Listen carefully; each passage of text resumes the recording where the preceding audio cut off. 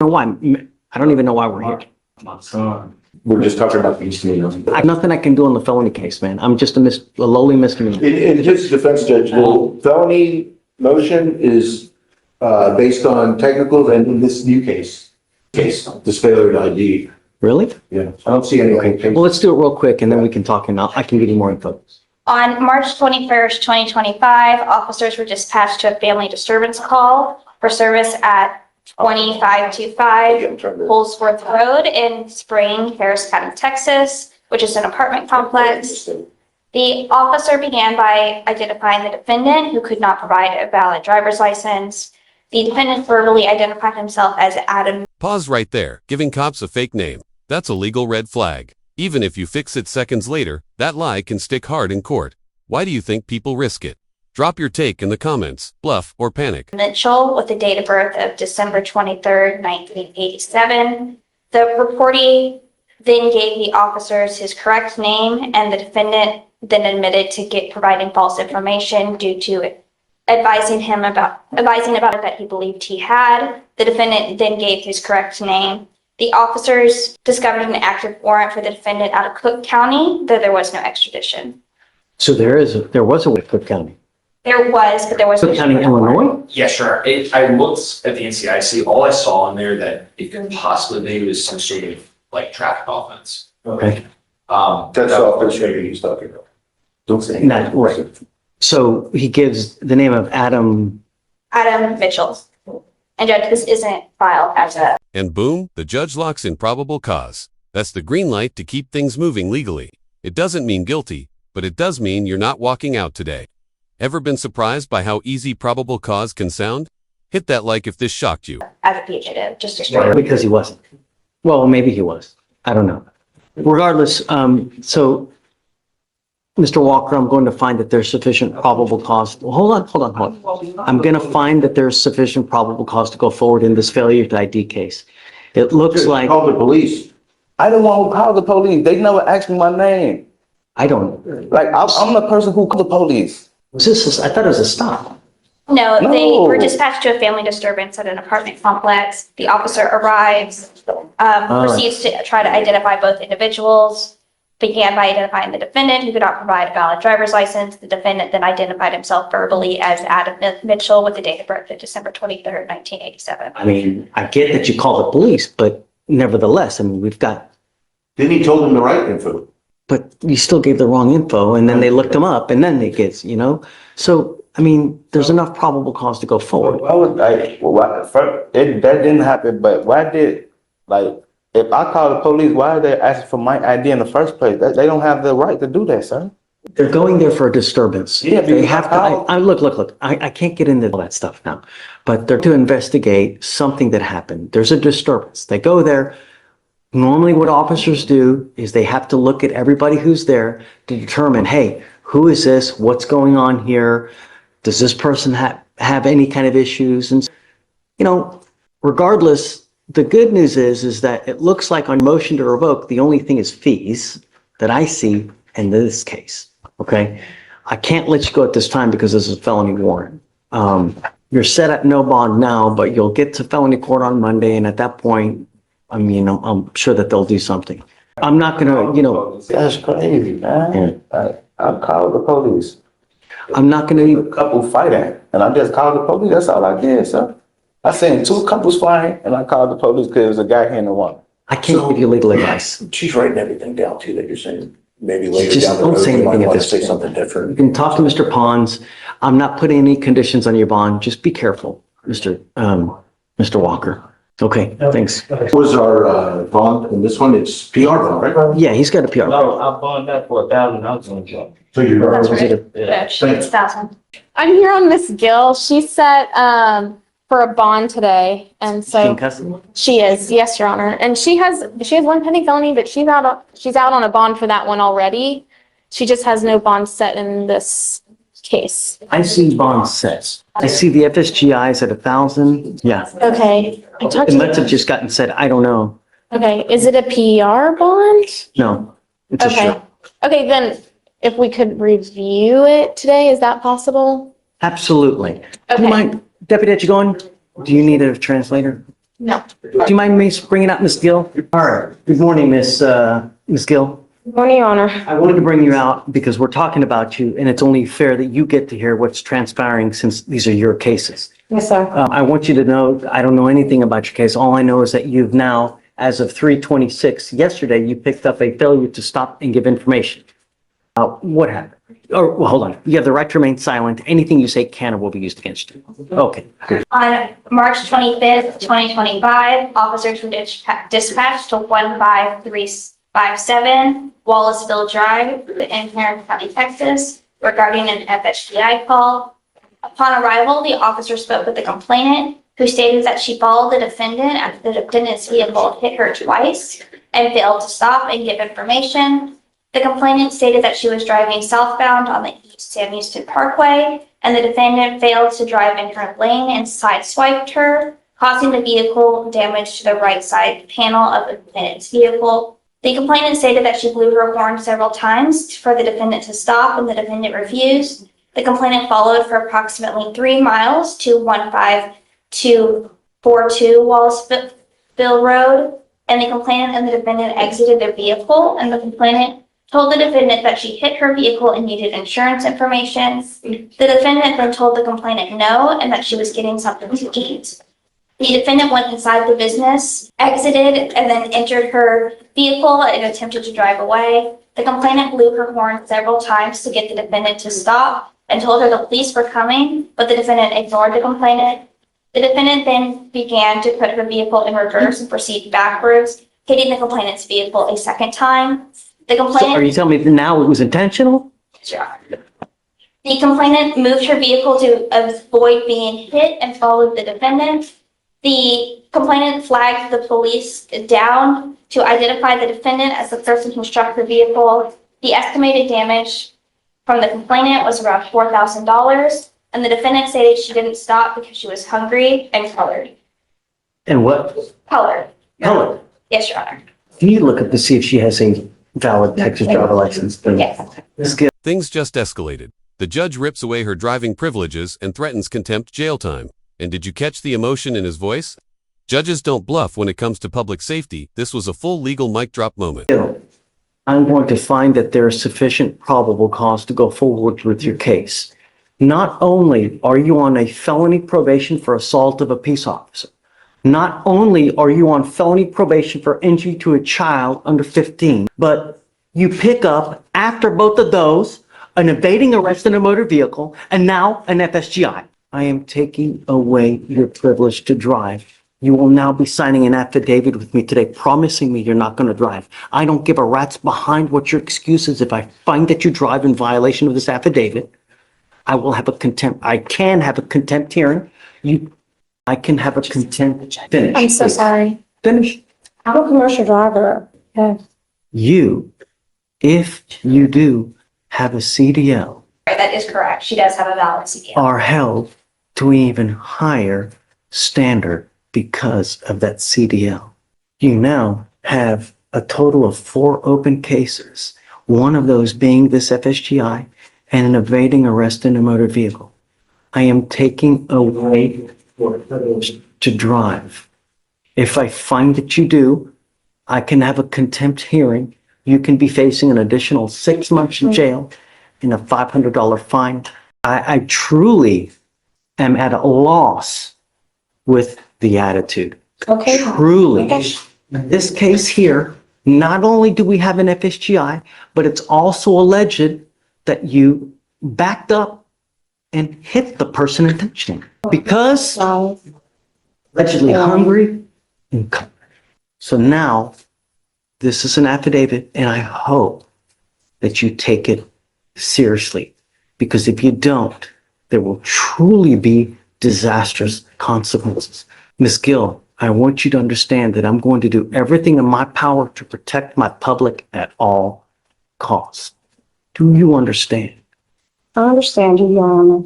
May I make argument for a PR bond, Your Honor? She's made a bond in the felony already. And even with the affidavit to not drive, I expressed to her that that was a possibility of a bond condition. I've spoken with her. She has family members who can help her get to and from court. She's a single mother of 2 children. She has lived at this address here in Houston for the past 5 years. She lives with her mother. She lives with her younger brother, has lived in Harris County her entire life. Here's where the courtroom turns human. Her defense pleads mental health, single parenthood, community ties. Everything to paint a full picture. Real talk, should courts weigh life context more during sentencing? Let's get deep in the comments. And she has, in these felonies, she's actually applied to be put in mental health court because during this incident and the felonies, she was unmedicated and she has a history of mental health diagnoses. And so as a client of the Harris County Public Defender's Office, we have every intention of getting her treatment for those mental health issues. But she's already made a bond in the felony, and she's willing to abide by any condition that this court will impose on her. It's down to the difference between $0 and $100. And So I appreciate your argument. She's technically, you are right on bond. My feeling is that these felony courts probably do not know that she has now picked up this case yet. So I don't know if anything they're going to do when they do discover this. I find, Ms. Goucher, right? Is that what, Ms. Goucher? I really appreciate your argument going to bat for her, but I think with her demeanor, her attitude, her reckless and wanton action on the road, is that you are a danger to the public, and your bond is now set at 1,000, and I'm going to raise it to 5 because I think that you really are a danger to the public, and your attitude shows us and tells me that, hey, I'm going to do what I want to do, and that's it. And that's always how many people died this weekend on the road because of the reckless and wanton actions. All we want are our streets to be safe. You're not helping me. I'm struggling. I'm a single mom, and I've been struggling with the courts for years already, and I'm tired of this, okay? I was beat, okay, in front of my children, and I was thrown on the ground like an animal, okay? And I'm tired of this. I'm tired of all of this, okay? In front of my children. My children have trauma, okay? And I have no insurance for the medication. And I have not been on the medication. I'm trying to get the insurance to get on the medication. I understand that, but at some point, your actions become your own, right? You don't understand. I'm colored. You don't understand me. If I was a different color, you would. And it's true. That's so not. It's so true. And you know what I'm talking about. I call out discrimination when I see it on a daily basis, ma'am. I don't care who it is. I don't care what color. If they're a small farm animal, I don't care. I call it when I see it. The only thing, because I don't know them. The way I get to know them is paper. And they tell me what happens in the case. And from what I see here and what has transpired here within the last 10 minutes, really? Officer Harris did not read me my rights. Well, I will let They've been mishandling me like this for years already, okay? I have the right to tell you this. And I'm telling you, she did not read me my rights. She just shoved me behind the officer car. I did not get a voice to speak out anything. Yes. She just brought me to jail. You guys speak about that. I'll tell you, look, here's what I'm going to do. I'm going to leave your bond at $1,000 now. All right. I'm not going to raise it to 5, but I can't continue to give you a PR bond. From employment too. Listen. Okay. Do not drive. It's the only thing I'm asking you to do. I'm a commercial driver. Don't pick up a new case. Yes, sir. And just, all right.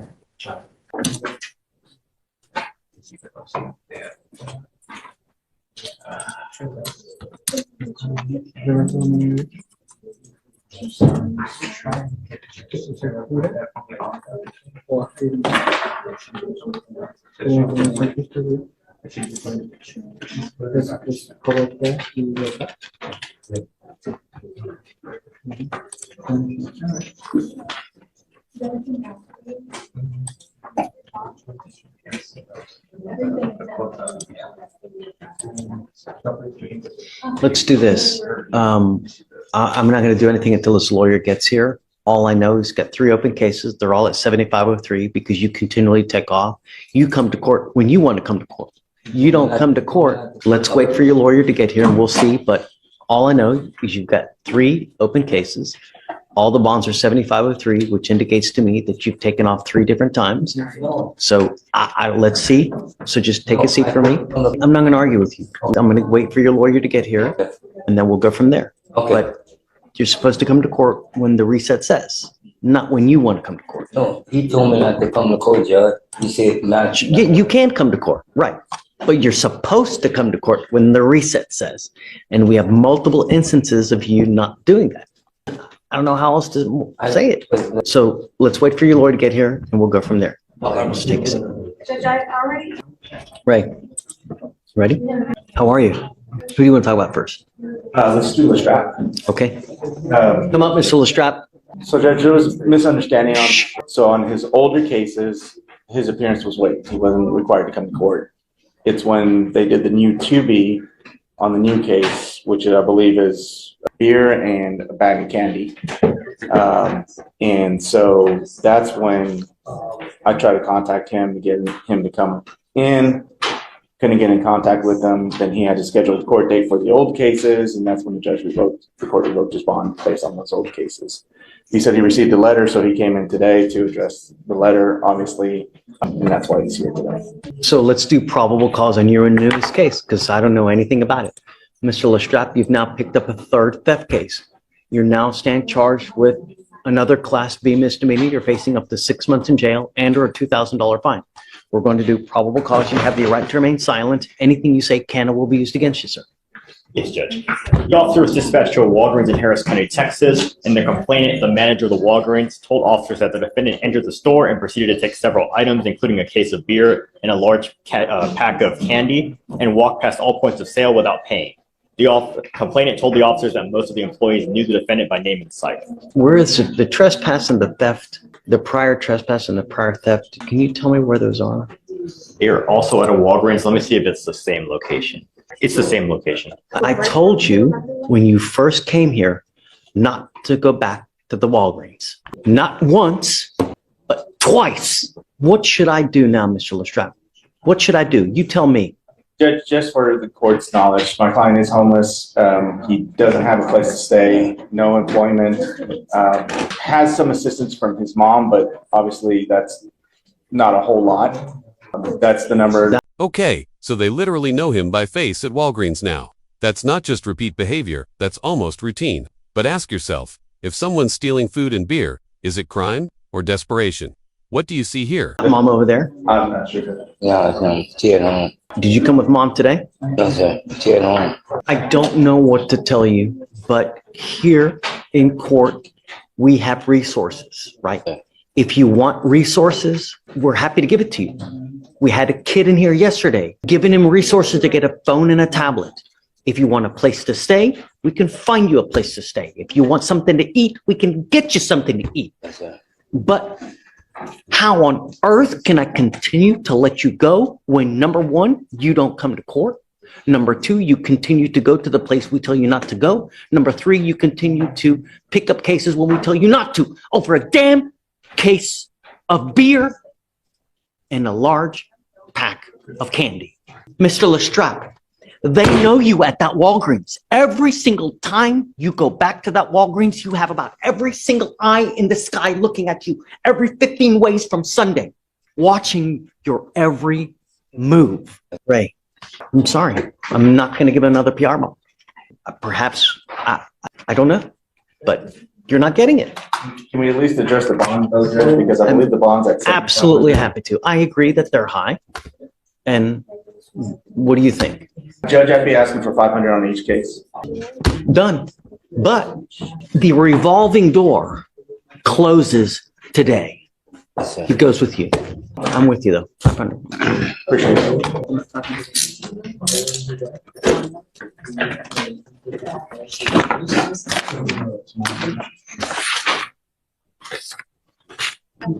Here today? We have quite the... Did you represent him before? No. We have quite the history with this gentleman, Okay. where he's had a couple cases in here with numerous bond violations. He pled not too long ago, or no, I think, did it get dismissed or did he plead? I don't know. One of them pled and the other one got dismissed. So he's now picked up a new case. All I know is that he's charged with evading arrest. He picked up a new case on the 30th. And we've gotten emails stating that because of this case, I think he like broke his leg in half, is what he's saying. He broke his knee, his tibia, fibia. I don't know. He's provided Victoria some kind of paperwork. I don't know if it's legitimate or not. It appears to be, but I was going to do probable cause number one to see, was there really an injury that occurred? I don't know. It says he tripped and fell. The officer indicated that he tripped and fell as he was running. Yes. Please. On December 29th, 2024, an officer observed another officer driving through a parking lot of 2901 Westridge Street with emergency equipment on and chirping sirens due to a large crowd loitering on the property with no loitering signs. The officer observed in the left side mirror the defendant toss an object underneath a motor vehicle on the property. The officer made a U-turn and observed the defendant reaching under the same motor vehicle, retrieve the object, and reach into his front waistband as if placing the object. The defendant then tossed the object under another motor vehicle. The officer wearing full uniform told the defendant to come towards him and asked what he had dropped. The defendant walked towards the officer, stating he did not drop anything. The officer grabbed the defendant's left hand and attempted to handcuff the defendant took off on foot. The officer chased the defendant, and the defendant tripped on a drainage. The defendant evaded for approximately 100 feet. The officer looked underneath the motor vehicle and retrieved an unholstered black Glock. The defendant was identified by his Texas driver's license. Did he suffer an injury as a result of that trip and fall? Does the officer notate? Because from what the email says is that he went to the hospital at that time. Is that what that says? Didn't say anything in the DIMS. No, and it does not say anything regarding whether he was taken directly to JPC or whether he was taken to the hospital. This is a Houston Police Department case, so we do have the offense report, so I can... Do you mind looking it up real quick? Yeah. Maybe just the DIMS doesn't say it. The emails that we've gotten is saying that he's in such pain and such dire circumstance that he cannot make it to court. But I have quite the history with this gentleman where... Yes, so he was taken to the hospital due to a leg injury. He was taken in an ambulance. Let's say that. Yes, Judge. Okay. So I've appointed you to represent him. If you don't mind reaching out to him to see how bad is it, when can we get him here, how, and we'll go from there. I did see he has felony on the 30th, so I'll see if I can get in contact with him and find out if he's going to come to that, and if so, we'll just do it the same day. Yeah, I'm okay with it. Okay. Okay, great. Okay, perfect. That way you can, now, one more thing. In the past, he has also emailed me with a bunch of stuff before. So when you reach out to him, don't email. It's been quite, just please. Yes, sir. Yeah, okay. I think that's it. I think we're done. What? Oh, on Approbation, and I'm not sure. Garrett is one of them. One of the matrices, Ray. yeah, I remember. You said Garrett? All right, Mr. Lestrap, it looks like you've worked out an agreement. Come on up. I really hope that you heard what I said to you earlier. Every time you go to this Walgreens, they know who you are, every single person. So every time you come back, what do you think they're going to do? They're going to watch you like a hawk, your every single move. You've been trespassed from there. So if you go back there and they call the cops, you're going to be right back in jail. Don't go back. You've worked out an agreement. They're offering you 60 days in jail with credit for the 2 days that you've done on this theft case here. Looks like they're going to dismiss the 2 other thefts that you have. You also need to understand this now makes at least 2 thefts for you. You pick up another theft, you're going to be looking at a felony charge, years instead of days. Yeah. You're giving up the right to a trial, right to compel witnesses to testify on your behalf, confront and cross-examine your accusers. If you're not a citizen, there are possible immigration consequences. You can be deported, excluded from the country, denied naturalization. You give up the right to appeal. Once you plead guilty, you can never change this. Are you sure you want to do this? I guess that's it, right? Yes, Your Honor. I talked to him. He understands the nature of the consequences. Has no means of being able to afford bond, so we can look at the newer case. So he's He's opted to take the agreement on the old case. If you can't ever make bond, if you don't have anyone in this life that's going to bond you out, then why pick up a criminal case? You know what I mean? When you leave here, Mr. Lestrap, come back. If you want a place to sleep, if you want a job, if you want food, I'll give it to you. All you got to do is come back.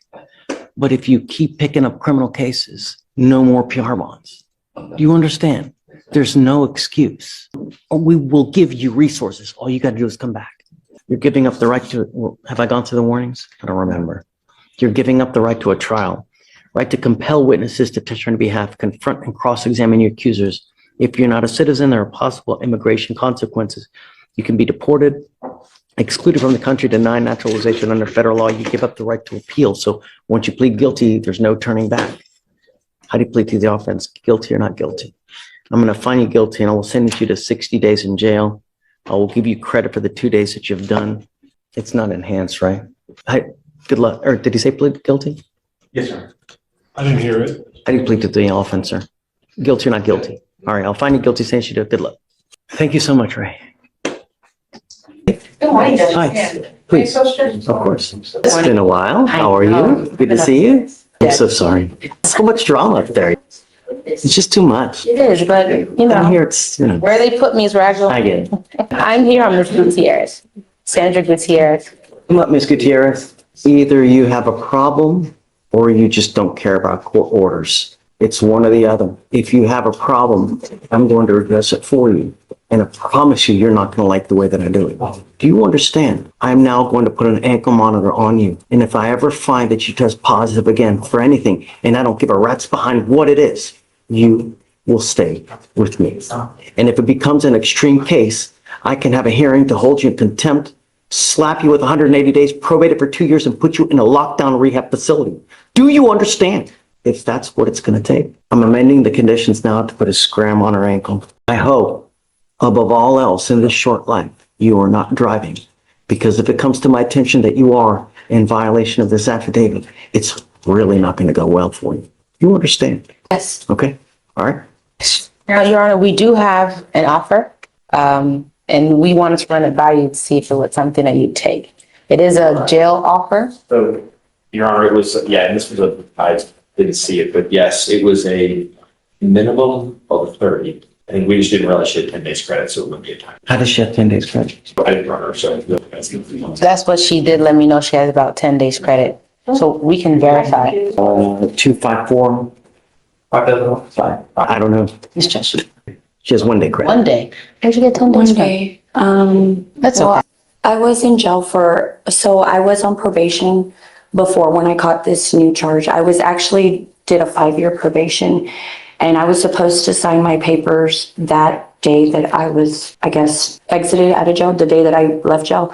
And Look, it was like a week before, so yeah. Please. I'm not sure. Just, you guys talk it over. I don't want you to say something that really hurts your case. So it's probably better that you just talk with each other and figure out what you guys, we only have 1 day credit here. That's all we have. If you want to, I'm happy to do it. That's good, Judge. If you guys want to do it.